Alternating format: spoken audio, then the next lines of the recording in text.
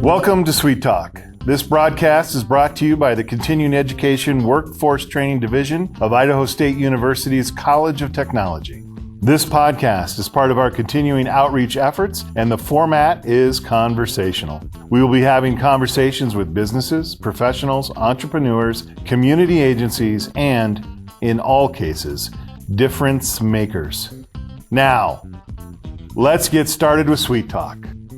Welcome to the Sweet Podcast. Thank you for joining us. My name is Gary Salazar. I am the Director for Continuing Education and Workforce Training, and we're glad to have you join us. Today, also joining us is a young lady who's a doctoral student here at Idaho State University. Her name is Alma Jam. Yes. Alma Jam, thank you for joining us. Thank you. And in addition to being a doctoral student here, Alma is a former Miss Africa, Idaho. Yes. And you look great. I love the outfit. Thank you. And you are the founder for an organization called The Cost of Freedom. So we're going to be here talking with Alma about a real particular important topic. Welcome, Alma. Thank you for joining us. Thank you for having me. Thank you. Hey, let's go ahead and get into this by starting with maybe you saying a few introductory words about yourself, maybe a little bit of your background, and the Cost of Freedom. Absolutely. So before I get started, I just want to say I love the name of the podcast. Sweet. Yes, I love that name. That's awesome. I was born in Cameroon, West Africa, in the region of Ambazonia. I have been in Pocatello for over 18 years. So I have 3 sisters, and my mom and dad are here with us in Pocatello. And this is Pocatello's home just as much as Cameroon is to me. So, yes. Do you remember Cameroon well? I do. I mean, I left when I just turned 10. So I remember I know there's a lot that has probably changed, but yes, I have memories that are still there. Still there. Yes. All right. Well, that's awesome. It's always nice to have that history. Yes. And your folks are here still? Yes. And they came across to gain work here in the United States? Actually, my dad is an alumnus of ISU. So he's an alum. Yes, he's an alum of ISU, and he did his doctoral program in political science here. So some people might be familiar. His name is Martin Jam. But yes, that's Martin how Jam. We came here, because he was cool. here. You got a great last name, Martin Jam. Yes. Alma Jam. All right, well, that's awesome. Okay, we're going to be talking a little bit with Alma about a project that she's very passionate about. You and I met when it was the Hometown Heroes event that took place on the 7th of September up at the Stevens Performing Arts Center. And I remember walking in and I saw you at one of the tables with another young gentleman. Yes. And you had some very, very interesting art. Yes. What were you doing there? So we were there to really bring awareness about our campaign called The Cost of Freedom, and TCOF for short. But we were there to spread awareness about our anti-human trafficking initiative, which is really to bring awareness and education all over the state of Idaho and beyond. And I brought Stephen with me because he's a young artist, also a student here at ISU, very talented. And part of the initiative, besides spreading awareness about human trafficking, is just encouraging young people, or just anyone really, to hound down on their talents and their skills, to use that and utilize that to financially stabilize themselves. Because when you're financially stable, you're less likely to fall prey into human trafficking. So Stephen was one of those students that I brought on just to showcase what he does, his talents, and just bring awareness about what he's doing. And it was such an honor to have him during that event. Now that's neat. What's Stephen's last name? Afiaga. I hope I'm saying that right. Stephen is Nigerian, and I don't know if Jennifer would know how to say his last name. No. But yeah. It's not my tribe. Okay. Awesome. See, and that's another distinction. I mean, Africa is so huge. It's a continent, and we're from different countries. I've never even been to Nigeria. And then when you even go to those little countries or big countries, whatever, there's so many tribes. And so it's just so diverse that, you know, to put it into realistic or just for you to relate, you know, a tribe would be like Pocatello and another tribe would be like Chubbuck. So once you cross those borders, that's a completely different culture. So that's how vastly diverse it is back home. And yes. Yes. Well, and so what program is Stephen in? Is he an art student? Yes, he's a fine arts student. Fine art student. Yes. And I had a chance to look at some of the paintings and pictures. He was bringing in like newspaper articles and Yeah. combining them with the paint. Yes. It was very, very interesting. Yeah. But that was, didn't you tell me that those were all specific to human trafficking victims? Yes, so Stephen and I had originally written up a proposal to work on a project called Liberation. And this project was, the initiative for it was for him to produce art that would tell a story about human trafficking. So each art piece that he would produce will altogether tell a story, one story about human trafficking, and then host galleries around Idaho, Utah, I don't know, anywhere that we can facilitate this gallery hostings where when people come, they can take a piece of that story about human trafficking with them. So that was initially the proposal for that project, and you know, we're still working on it. We haven't really had a gallery showing, but because of that event, the Hometown Hero, Stephen was actually able to, I mean, those connections really worked out for him because he was able to not only showcase his art, but also get an award for what he's done. So it was amazing. Got an award? Yes. So he how got cool. a scholarship award, and we were able to auction off some of his art, which will also go towards his education. So Nicely done. Yes. All right. Well, you knocked a lot of good things out there. Yes. Well, that was very impressive when I saw that, and that was a few weeks back. Since then, are you still working on other events? Absolutely, and I'm so glad you asked. So in October 19th, which is a Saturday, we will actually be hosting a Walk for Freedom here in Pocatello. That's actually a global event run by the A21 campaign, and they have these walks that happen all over the world. Over 50 countries host walks, and Pocatello gets to be a part of this this year. And I'm so excited, and I'm glad you asked. So I want to encourage all of you who are interested in coming out to walk with us during that day. And we'll be pushing out those promotions very soon here. So.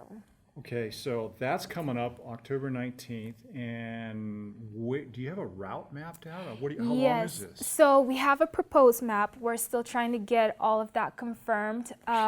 So it would be from 10 a.m. to 12 p.m. 10 a.m. to 12 p.m.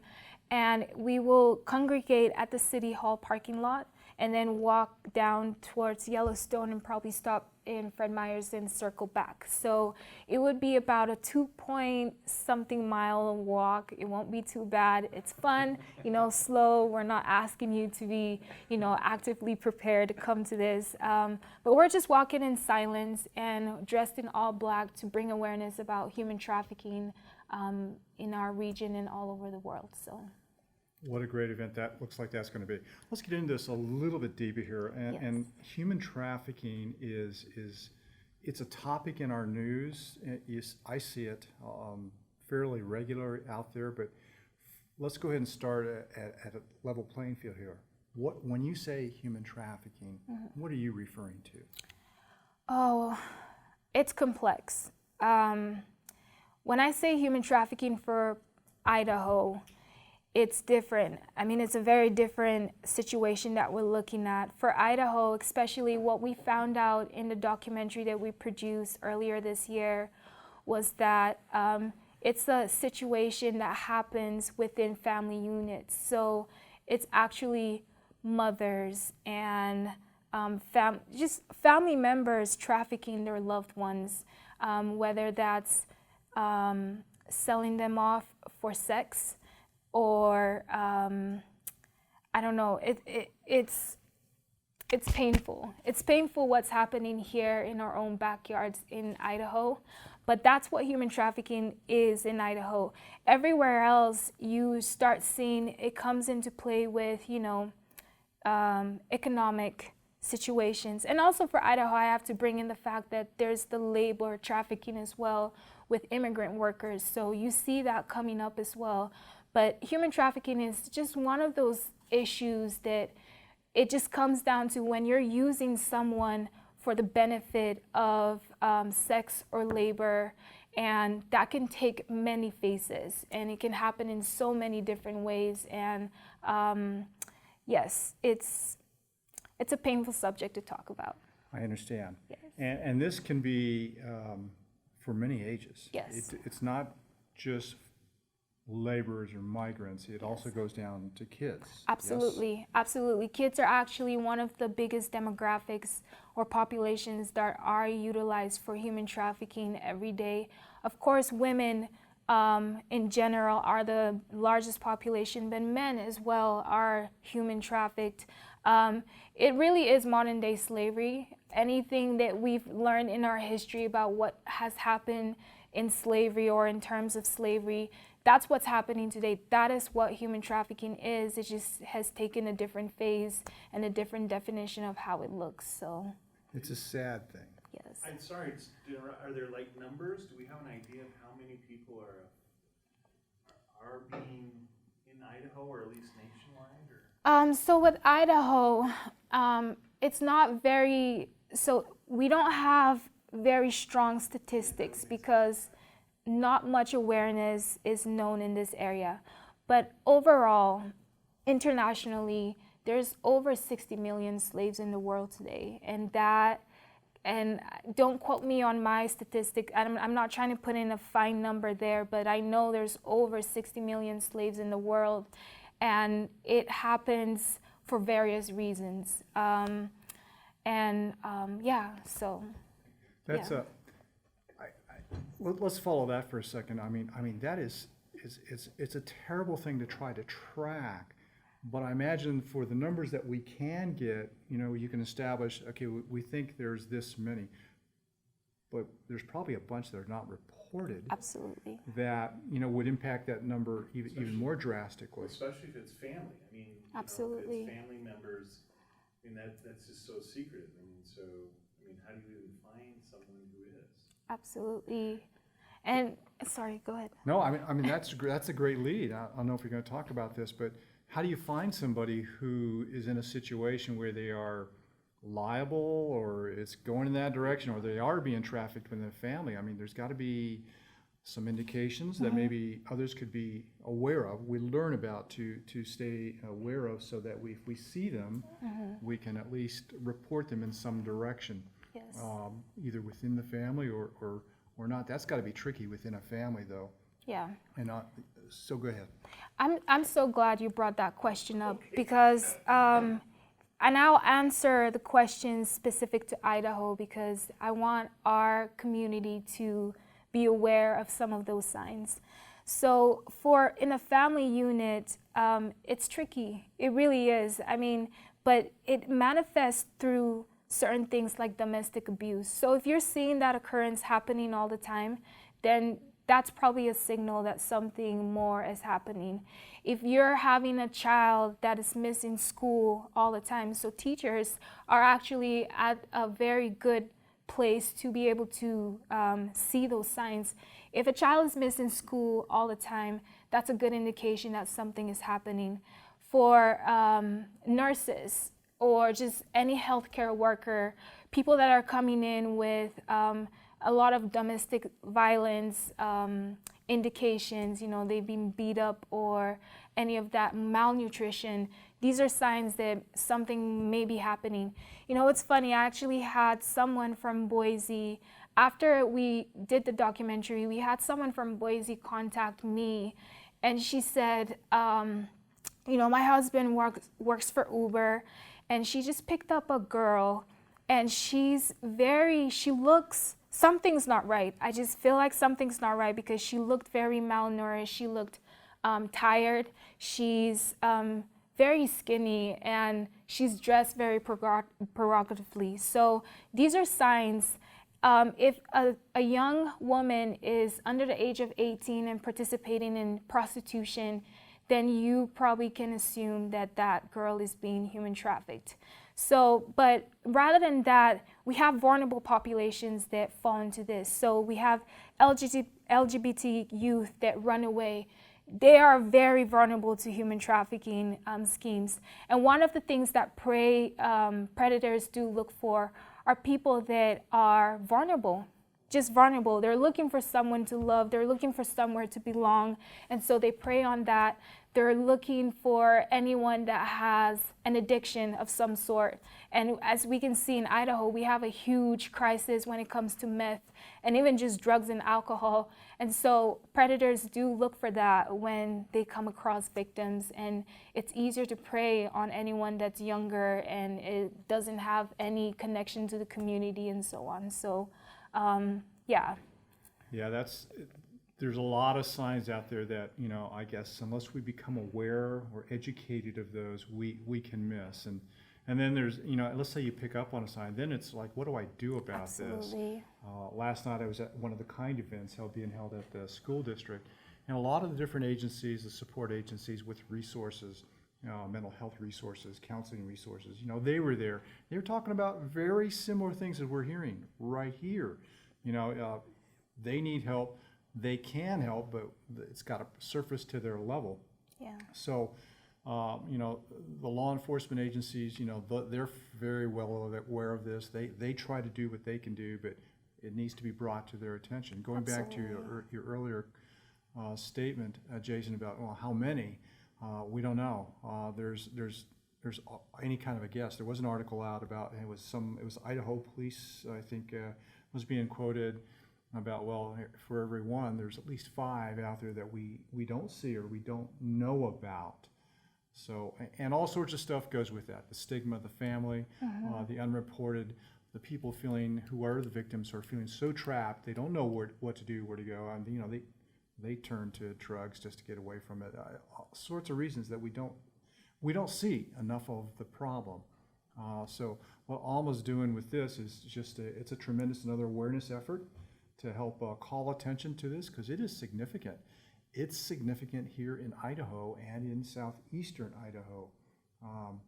We don't know how big it is, but it's a problem.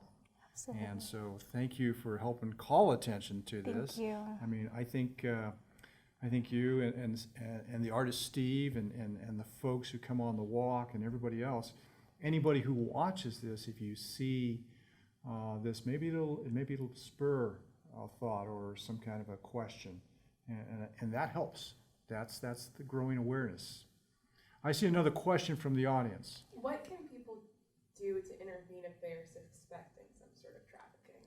So I would suggest not to intervene, because I don't know what situation of harm you would be putting yourself into. The best thing I could suggest is to call law enforcement.